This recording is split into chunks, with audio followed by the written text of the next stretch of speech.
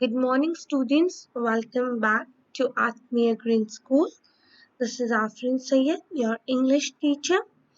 And students, today we'll start with our new chapter from your book New Pathways, that is, the stories Mother Nature told her children.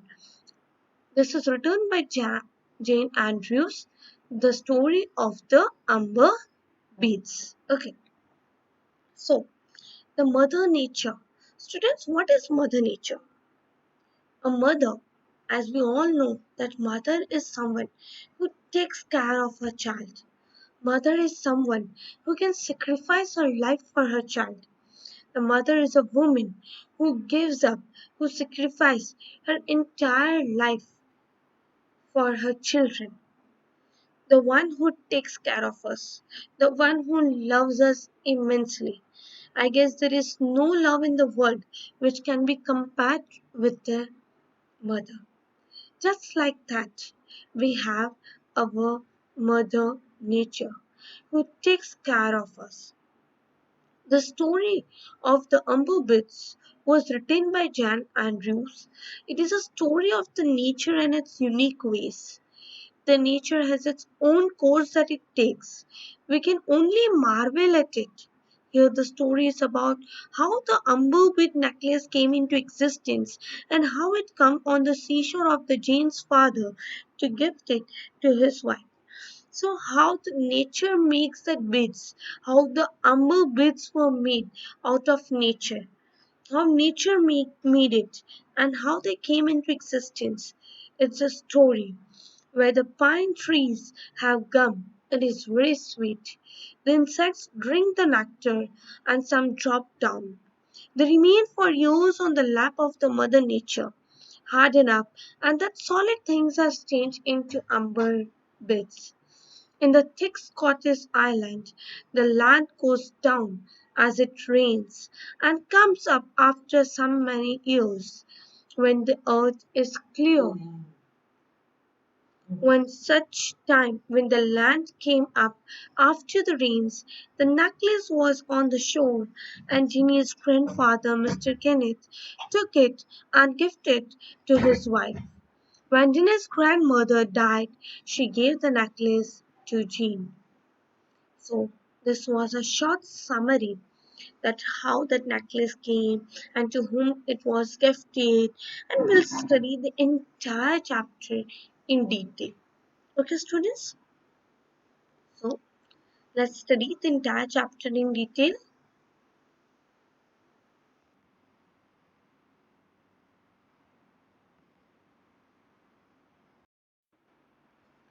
The stories Mother Nature told her children by Jane Andrews. Story of Umber Bits. Do you know Mother Nature? Yes, students. Who is Mother Nature? Who is the Mother Nature? Who are mothers? Mothers are the one who take care of their children, whatever the situations are, whatever the circumstances are. Whoever the children are, it's said they are the one who take care of us. Just like that, the God has created earth, someone to take care of the earth and all that grows in or upon it, just as He has given to your mother the care of her family of boys and girls. Mother Nature is the one who takes care of our earth, who takes care of us, just like our mothers take care of us. Okay. You may think the Mother Nature like the famous old woman who lived in the shoe, who has many children, that she doesn't know what to do. The students, you may think that the Mother Nature like the famous old woman who lived in the shoe has so many children that she doesn't know what to do. But you will know better when you become acquainted with her and learn how strong she is, how active, How can she really be in 50 places at once? Okay, so it's a story about an old woman who lives in a shoe and who has many children. But once we don't know, but once we get to know about her, once we become familiar and friend to her, will come to know that how strong and how active she is. Look, children, mothers are always strong and active.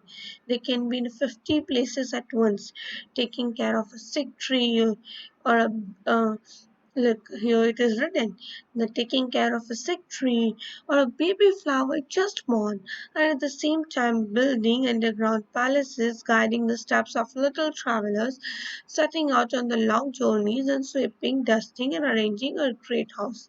The earth. And all the while, in the midst of her patient and never ending work, she will tell us the most charming and marvelous stories of the ages ago when she was young, or of the treasure that lie hidden in the most distant and secret closet of our palace. So, here our Mother Nature is taking care of hundreds and thousands of things. Okay, and she has a lot of stories, which are some are hidden, some are within her treasure. Just such stories as you all like so well to hear your mother tell when you gather round her in a twilight. Okay, just like our mothers shared the stories, Mother Nature will also tell you the stories which you might not know. A few of the stories which she has told me, I'm about to tell you, beginning with this one. So, here the story begins. The story is being narrated by the Mother Nature. I know a little Scottish girl. So, it's a story about a Scottish girl. She lives among the highlands. Her home is hardly more than a hut. Okay, so she is living among the highlands. That means she is living in the mountains. And her home is hardly a hut. Her food, broth, and bread. Her father kept sheep on the hillsides, and instead of wearing coat, wraps himself in his plate. Okay, so his father is uh, the one who takes care of or one who rears the cattle. Okay, so his father keeps the sheep on the hillside. Instead of wearing the coat, he wraps himself in the plate. Plate is kind of a mm, plated wearing, which mountaineers wear. The protection from cold winds that drive before them great clouds of mist and snow among the mountains. As for Jeannie herself, you must be careful to spell her name with an A, that is Jane, for the Scotch fashion. Okay, look how we were pronouncing was Jane, but it should be Jane. Jane. I repeat, it should be Jane. Now you can see the difference in my pronunciation as what was I reading? Jane. But here it is written. Be careful with the spelling, which is Jane. Her yellow hair is bound about with a little smooth. Okay, she has a yellow hair with a little snow. Her face is brown by exposure to the weather, and her hands are hardened by work. Okay, so her face has got tanned because of the weather, and her hands have worked really hard, so they are also become hard. For she helps her mother to cook and sew to spin and weave. One treasure little Jane has, which many a lady would be proud to wear. So there was one treasure which Jane had, which might be many other women would be very proud to wear. It's a necklace of amber beads. Okay, it was not an ordinary necklace. It was a necklace made up of amber beads. And what are amber beads? Amber beads are lemur beads. Lemur means love. So beads of love. So it was a necklace which was made up of amber beads, which was also known as Lemur means a lemur means love. So a necklace made up of love. Old Aztec calls them. That is the name they went by when she was young. You have perhaps seen umber and know its rich sunshiny color and its fragrance when wrapped. Okay, so they are talking about umber and knowing about its rich sunshiny color, its fragrance when rubbed. So when those beads are being rubbed, it gives a beautiful fragrance. And do you also know that rubbing will make umber attract things somewhat as a magnet does? So when we rub, it has a capability to attract things. Ginny beads had all these properties, but some other beads, besides wonderful and lovely, it is one of those particular that I wish to tell you. Each bad bead, yes, but what's the most particular thing? What makes them different from other beads? What was something which not others have? So what was it? Each mat has inside of it tiny thing. Students in each bead there was something inside, something tiny lying in the bead, encased as if it had grown in the amber. And it was something like it was fine. Yeah, when you see in amber, it was like there is something which is grown inside the amber. And Jane is never tired of looking at and wondering about them. Just when we love something, when we have something, we always keep on looking it. We always keep on looking it. We always keep on wondering about it. Here is one with a delicate bit of ferny moss shut up, as it were in a globe of yellow light. In another is the tiniest fly. I repeat, students. In the first one, there was a delicate bit of ferny moss. There was a delicate bit of ferny moss, which was close inside the globe of yellow light because those umber beads were made up of yellow color. In another was the tiniest flies, his little wings outspread and raised for flight. So another was a fly whose wings were open and they were so outspread that it seems to be that someday she'll fly away. Again, she can show us a bee lodge in one bee that looks like a solid honey. And there was a bee which was filled with honey, and a little bright winged beetle in another, and one was a little very bright color beetle in another. This one holds two slender pine needles lying across each other. Now there was a slender pine needles which were lying parallel to each other, and we see a single scale of a pine cone, while yet another shows an atom of an acorn cup. So there was a one pine cone and there was one acorn cup fit for fairies' use. Means it was a fairies' use necklace. I wish you could see the beads, for I cannot tell you the half of their beauty. When I was describing about the amber beads, you might not be able to recognize, you might not be able to understand that how beautiful those beads were. So here the narrator says that I wish I could have able to show you. Now, where do you suppose they came from? And how did little Scottish Ginny came into the possession of such treasure? Now, what the question comes, you might be thinking that how this upper bits came up and how did the little Scotch Jane came into the possession.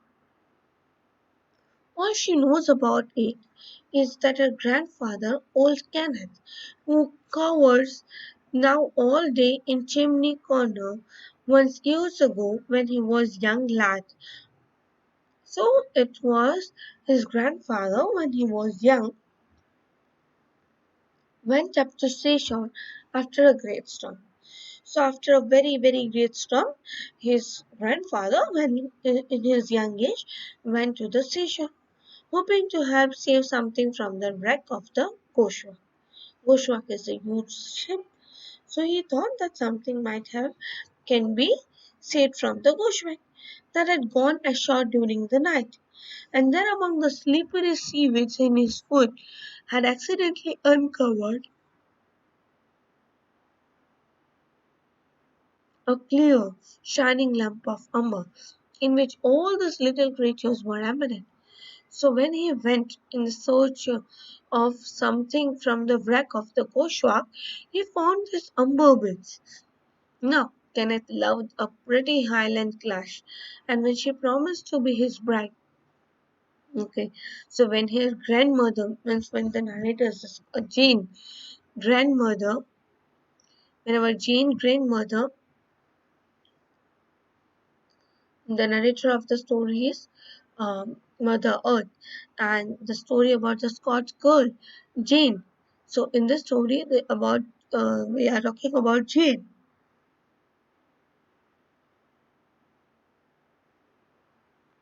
So Jane's grandmother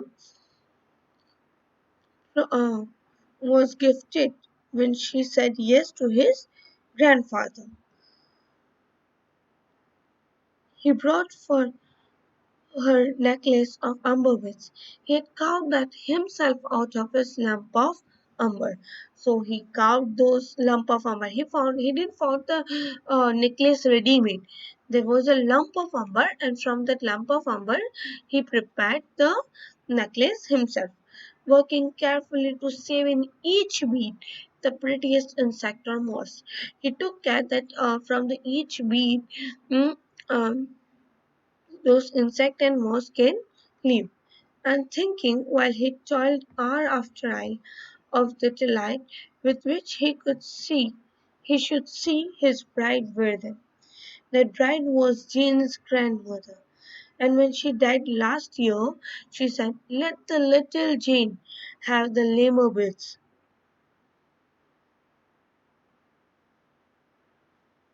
So this umber bits were prepared by his grandfather for his wife, for his bride to be from the umber lump, and his her grandmother, Jane's grandmother, decided to give this umber bits, lemur bits to Jane before she died. So last year when she died, she gave this necklace to Jane. But what puzzled Jane was how the umber came to be on the seashore, and most of all, how the bees and mosses came inside of it. Should you like to know? If you would, that is one Mother Nature stories, and she will gladly tell it. Here, what she answers to our question. So, now here, our Jean and even us are asking the question that how did those insects get into that umber?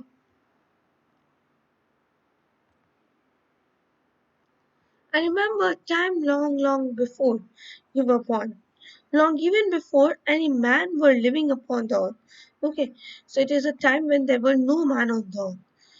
Then the Scottish Highland, as you call them, where little Jeans live, were covered with forest. Yes, they were all covered with forest. There were oaks, poplars, beeches, and pines. Among them, one kind of pine, tall and stately, from which a shining yellow gum flowed.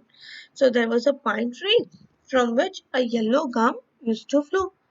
Just as you have seen the little drops of a sticky gum exude from our own pine trees. So just like a gum which come from our pine trees, here also pine trees were discharging. This beautiful yellow gum was fragrant. It was fragrant. It has a beautiful odor. As the thousands of little insects fluttered about in a warm sunshine, they were attracted by the pleasant odor, perhaps too by its taste, and once alighted upon it, they stuck fast. So it is a beautiful, like children, it was very shiny in color. What? That sticky yellow gum. was very shiny in color. It has a beautiful fragrance. It has a beautiful odor. So what does happen? That insects come and sit upon it and stuck fast and could not get away. While the great yellow drops oozing out surrounded and at last covered with them entirely. So gradually what happens that the entire things get covered because gum flows out continuously. So the wind blows bits of moss, leaves, acorns, cones, and little sticky were soon securely embedded in the fast-flowing gum. So when wind flowed, so leaves and everything came inside and stuck on the gum. And as the time went by, it hardened and hardened more and more than this amber. So with time, it got harder and harder. This is well told Mother Nature, which does not explain how Kenneth's lump of umber came to be on the seashore.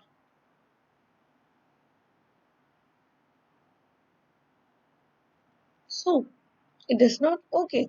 We got to know that how this nature told us that those beads were formed when from the pine trees the gum was discharged. The yellow color gum was discharged, and the insects were attracted with the odor as well as with the wind. All those leaves and everything came and stuck on the gum. Once they come and stuck on the gum, they were not able to leave the gum. Gradually, they were covered entirely with the gum. But how did it come to the seashore? So, the next part of the story. Did you ever hear that in those very old times, the land sometimes sank down in the sea? So, during that old time, sometimes land used to get sunk inside the sea, even so deep that the water covered the very mountain tops, and they covered even the mountain tops. And then after ages, it was slowly lifted up again. And after some years, the water moves away, and again there is a place where mountains live. To sink indeed, perhaps yet again and again. You can hardly believe it, yet I myself was there to see, and I remember when the great forest of the North Scotland, the oaks, the poplars, the amber, the pines were lowered into deep sea. So just like that, the north of Scotland also got covered with the ocean. Okay, also get covered into the deep sea. There was lying the bottom of the sea, the wood and the gum hardened like a stone. So that wood and the gum got hardened like a stone, and only the great storm can disturb them as they lie half buried in the sand. So what happens? That it gets buried inside the sand. It was one of those great storms that brought Kenneth's lump of umber. So that great storm had actually took that amber to the land.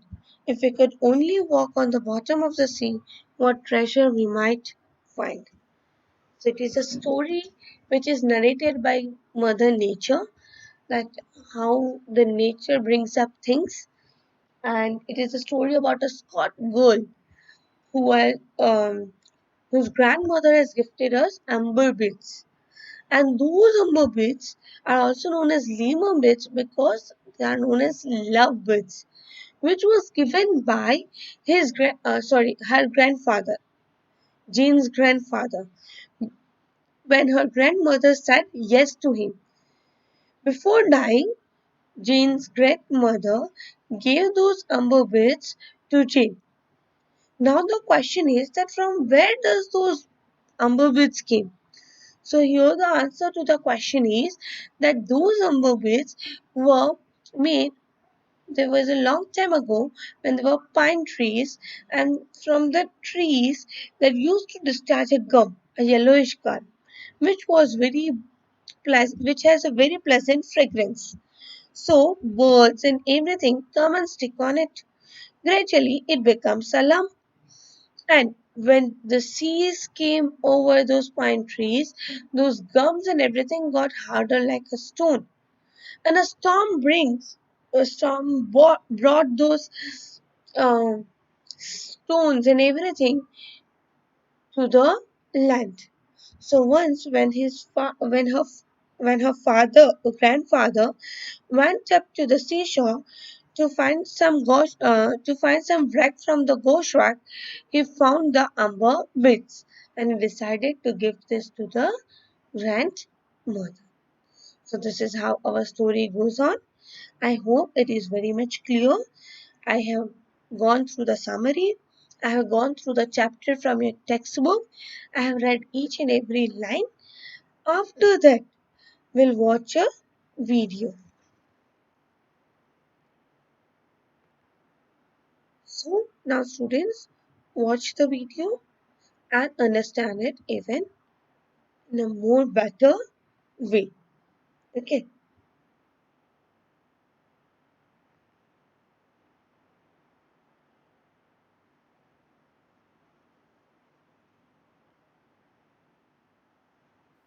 You have perhaps seen amber and know its rich, sunshiny color and its fragrance when rubbed.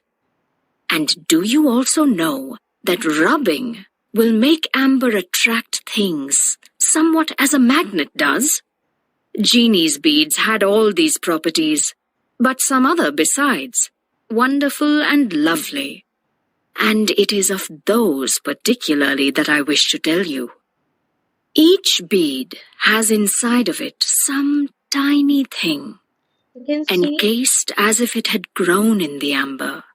yes, you can see students that they in each bead there And is Jeannie is bit never tired essence. of looking at it and wondering about them.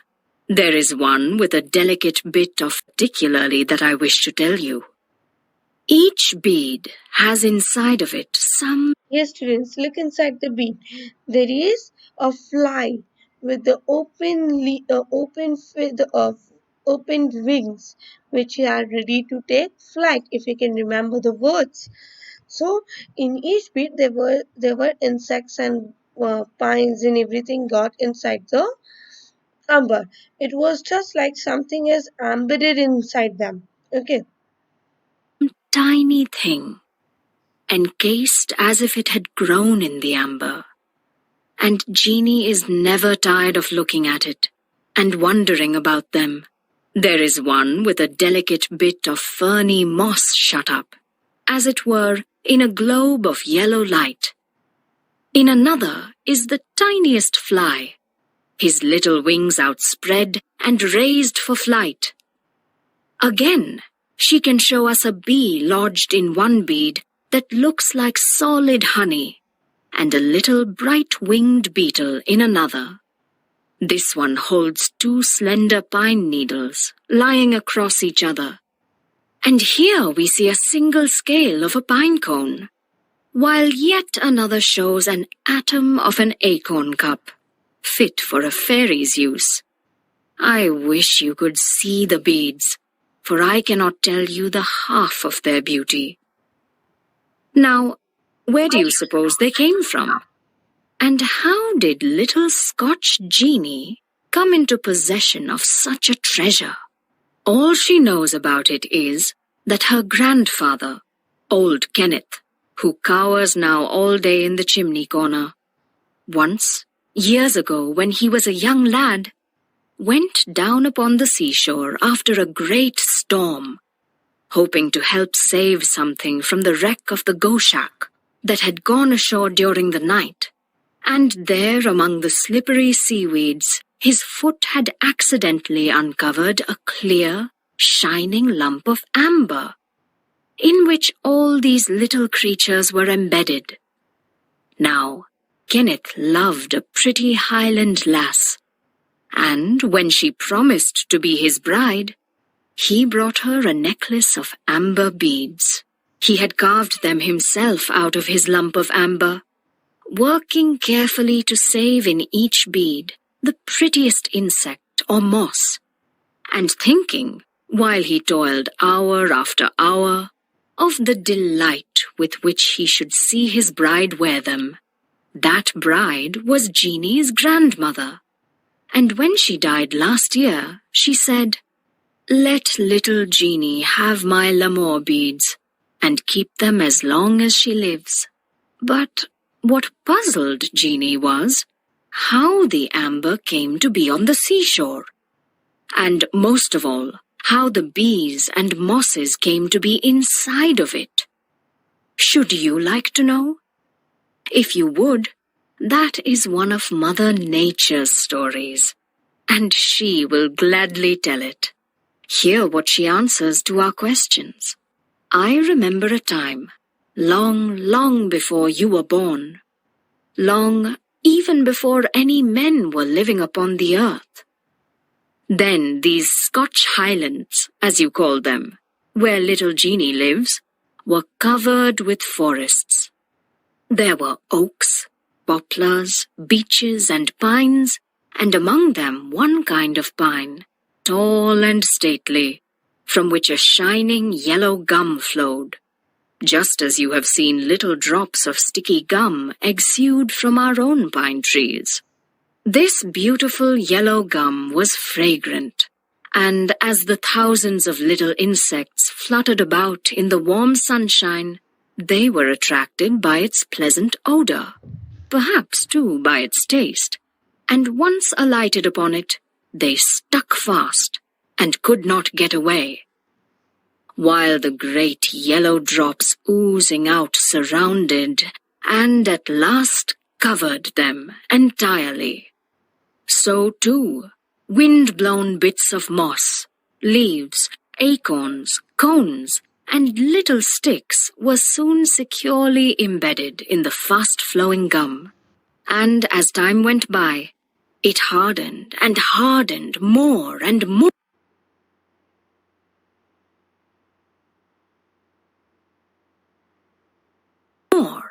And this is amber. That is well told, Mother Nature, but it does not explain how Kenneth's lump of amber came to be on the seashore. Wait, then, for the second part of the story. Did you ever hear that, in those very old times, the land sometimes sank down into the sea, even so deep that the water covered the very mountain tops, and then, after ages, it was slowly lifted up again, to sink indeed, perhaps yet again and again? You can hardly believe it, yet I myself was there to see. And I remember well when the great forests of the north of Scotland, the oaks, the poplars, and the amber pines, were lowered into the deep sea. There, lying at the bottom of the ocean, the wood and the gum hardened like stone, and only the great storms can disturb them, as they lie half buried in the sand. It was one of those great storms of amber to land.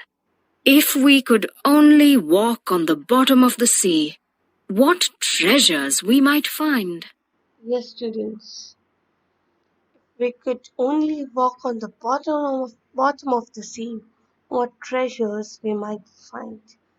And here the beautiful story of narrated by Mother Earth comes to an end. I hope students you understood it well and you got it. Okay. We even saw the video and the video might have made it more clearer to you. So thank you so much. Have a good day, students. I hope you did your exams well.